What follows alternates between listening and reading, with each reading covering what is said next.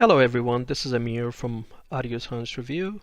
This is another episode in my series to look at high resolution download music and examine the spectrum and the contents of them and see if we're getting our money's worth as we purchase these higher priced downloads.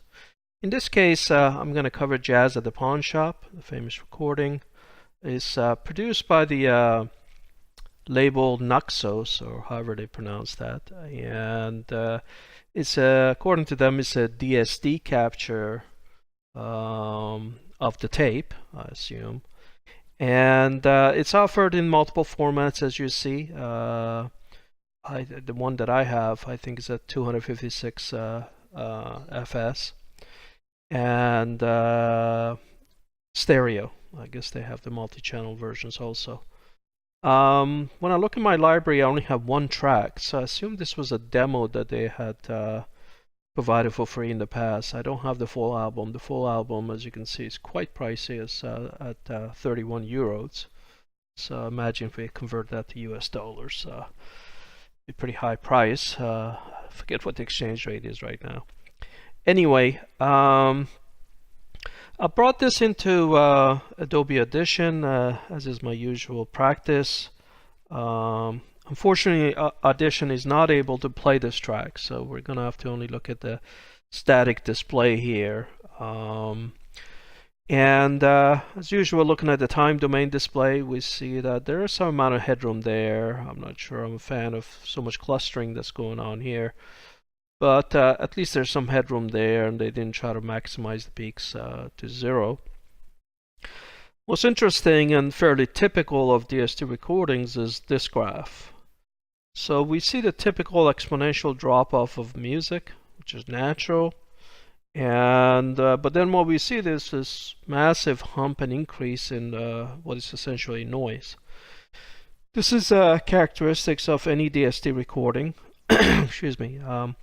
1-bit format is used often, and you can't represent music as 1-bit. Obviously, when you encode in that format, you generate tons of distortion and or noise. And to get around that being horrendous at inaudible range, that noise is extracted out of the audible range and pushed into the ultrasonic area. Noise doesn't go away, of course. It's all present here, and if you played this on a system that had this kind of 180 kilohertz bandwidth, it would actually attempt to play nothing but garbage from here on. If we look at the scale of how much useful music we have, you know, this is only up to 24, 25 kilohertz of useful music, then 80% of this essentially is pure garbage that's handed to us to play. And we can see that very clearly here in the heat map spectrogram, where up to about 20 some kilohertz we have what looks like natural random fluctuations in music, but then we have this sea of black, meaning there's nothing useful there, and then it jumps into intense random noise. Clearly nothing from here up to here is anything useful. This is an old analog tape recording. Wouldn't have any frequency response, you know, above here anyway. And so essentially what we have is tons of garbage. My system, the main system, my DAC can't play this high sample rate DSD or any DSD until I upgrade the DAC.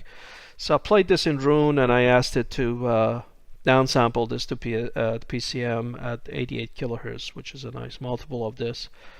Sound quality subjectively is okay. It's typical of old recordings. Tape recordings sounds just like a tape would. Nothing like high resolution digital, certainly. And so I say this is yet again wasted effort of digitizing content well beyond what we need, and in this case poor format. I wouldn't want to play these things at minus 55 dB. These are quite loud compared to the music, except for low bass. This rivals the level of the music itself. It's very exaggerated. Fortunately, most systems are probably not going to play this, although some amplifiers are wide bandwidth and go all the way up to a megahertz or so. So they will try to pump this into your speaker, and what the speaker will do with this noise is unknown. It may not play it, or it may cook the tweeter, or the tweeter may intermodulate and generate distortion in the audible band. Who knows? But this is not music. We want music. We'd want to chop this off from here on. And when I played it at 88 kilohertz sampling, I would have 44 kilohertz of bandwidth, which is pretty proper. So indeed, what I heard is more appropriate.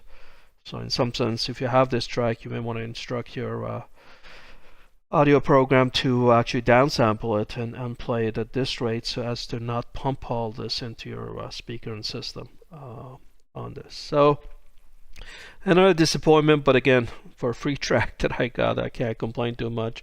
It is good music, but I can't really recommend going spending 31 euros and downloading this track. Okay, that's it, and talk to you later in a future review. This is Amir from Audio Science Review.